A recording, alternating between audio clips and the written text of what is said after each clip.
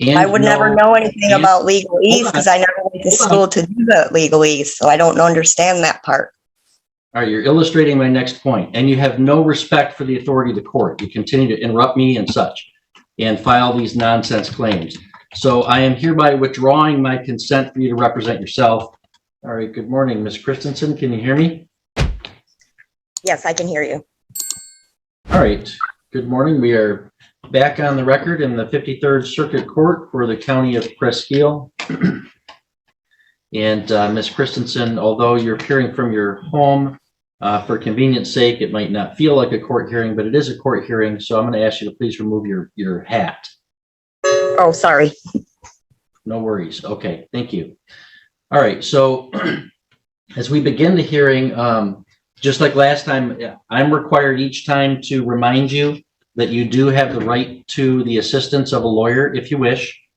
And that includes the right to a lawyer at public expense if you were indigent, and that you've previously waived that right and wish to represent yourself. And so I guess I want to ask you again, do you reaffirm that you'd like to represent yourself in this matter, or would you like to have a lawyer?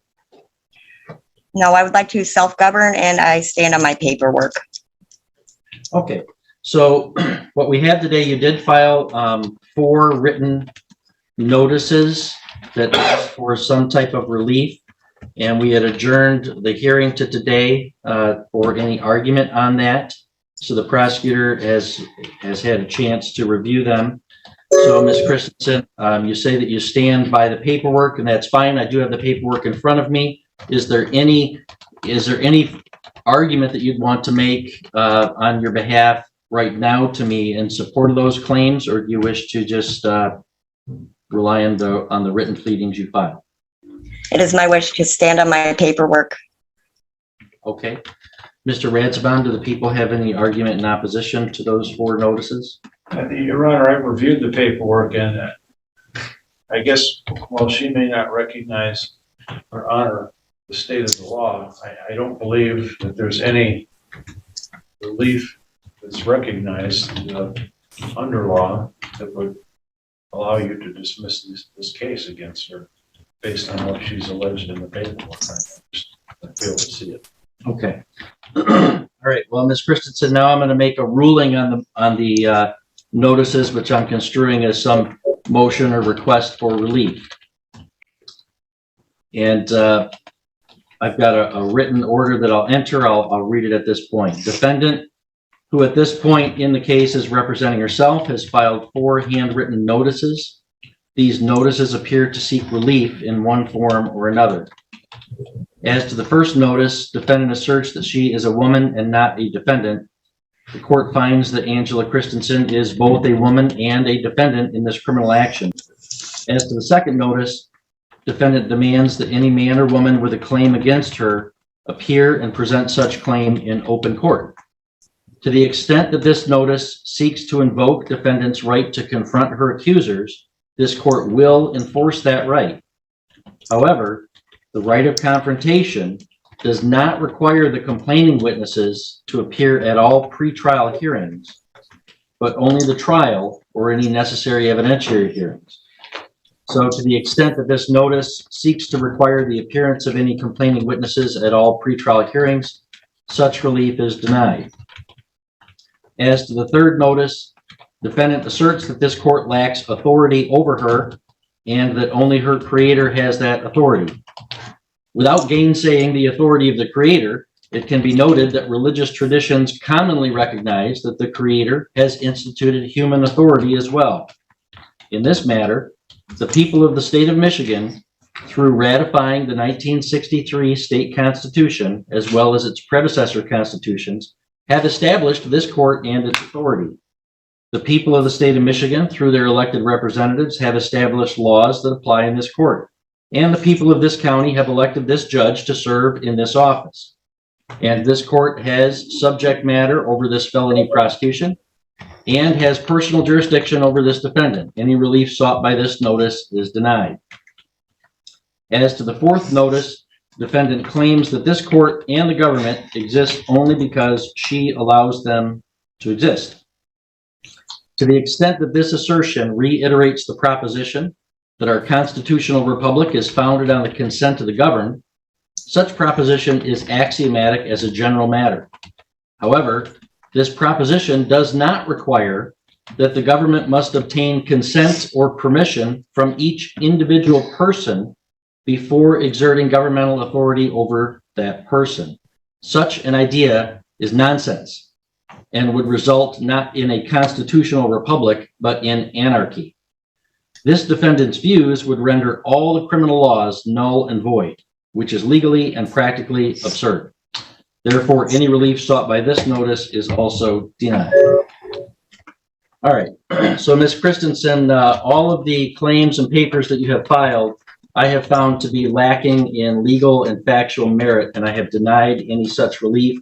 And I'm entering a That's order. fine. Can you please stop referring to me as a defendant? And I guess the next step will be, I guess I got to do the actual filing of the claims if you're going to deny all of those. No, those, I don't know what claims you're talking about. You filed some claims or notices or requests. No, I did not even file my claims yet. I did notices. I did not file my claims yet. I've been putting that off because I really don't want to have to file claims and ruin people's lives and ruin their jobs because they're not upholding my constitutional rights as a woman, not a defendant. I am a woman only.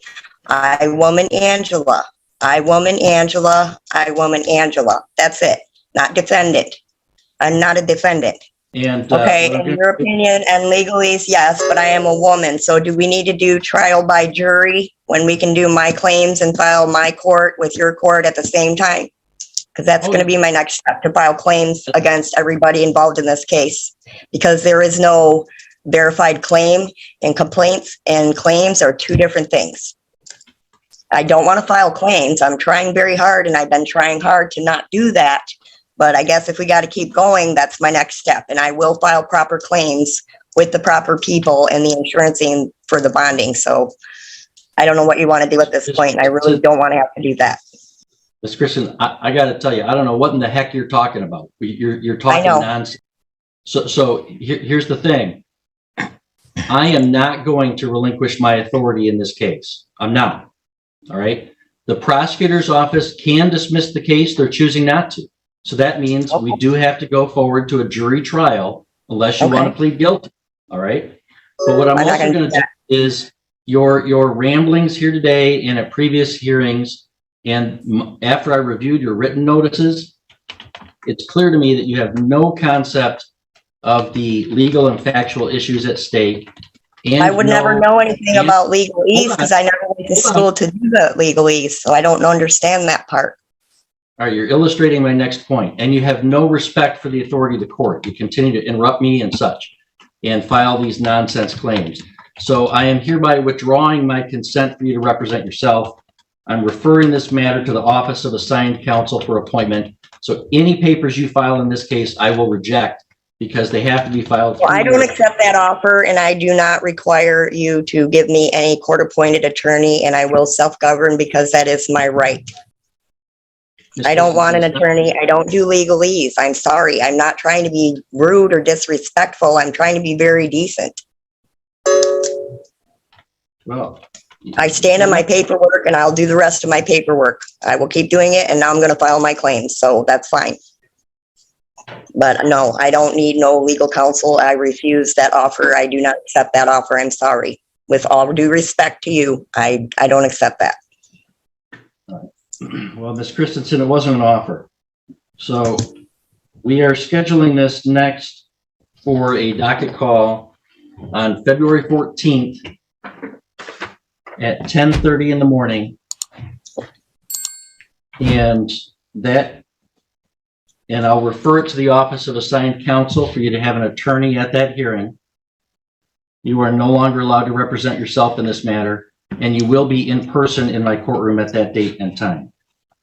I'm sorry, but I cannot be there. I can do it via Zoom, and I don't accept that offer either unless you want to compensate me for my gas and my time. Because I can't do that. I can't even afford to. Sorry. Ms. Christensen, it's not an offer. I want to have you here because you've expressed such disregard for the proceedings. I want to have you here so you can see your attorney. Ms. Christensen, stop interrupting me. It's not an offer. You will be here. or I will issue a warrant for your arrest if you refuse to attend in person. All right, we'll see you February 14th, or I'll issue a warrant for your arrest. You have a good day. You have a nice day.